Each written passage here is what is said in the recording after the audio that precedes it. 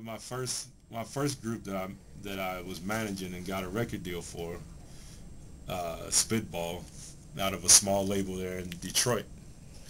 Actually, it's the same people that put out Eminem's first music. Okay.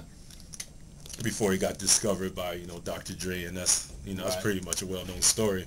So it was the same people I was dealing with there.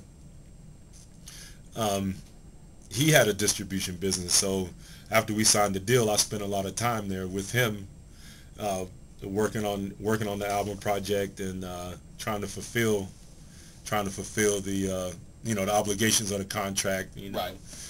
So I watched him and seen he had his whole CDs from all these different people that he was distributing.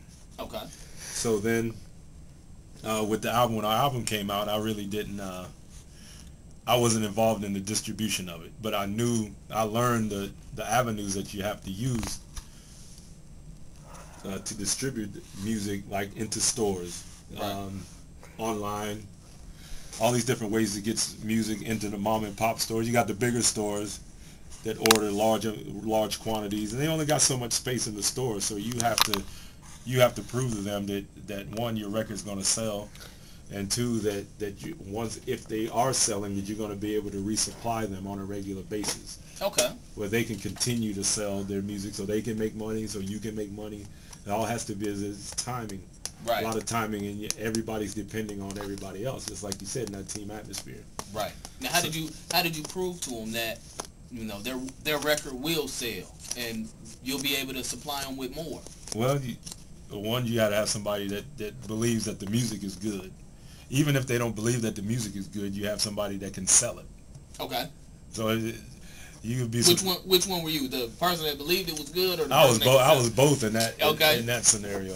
Okay. But then, as it went on, and that album lived its life, and we went on to the next project, and then my producer died, DJ Prism. Rest in peace. So when he died, we was in the process of putting out the next album. So after he passed, it was pretty much all on me to get this music out. So Right.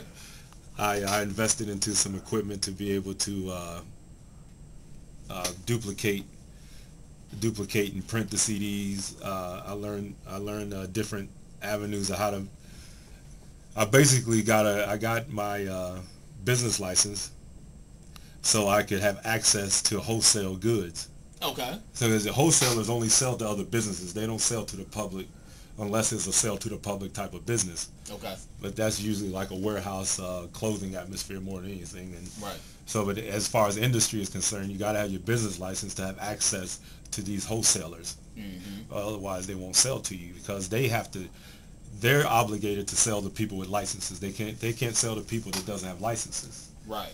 So that's how you keep you keep your distribution line and your wholesale lines, keep them from being corrupted. Okay. And the chain, the business chain is kept intact because you have to pay fees.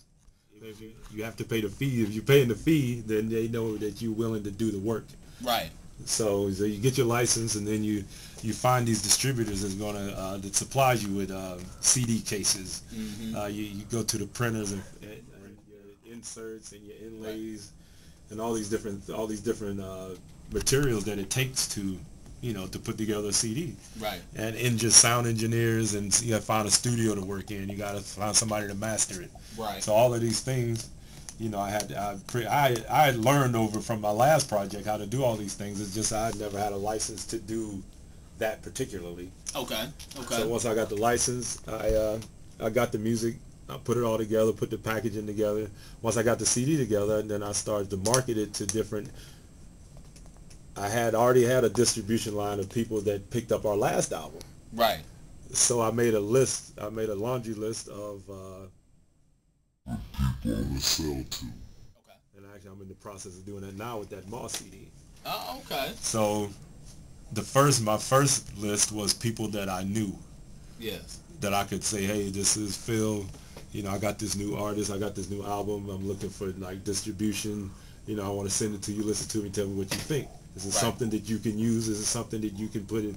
Is this the type of music that you can use that you can sell for me?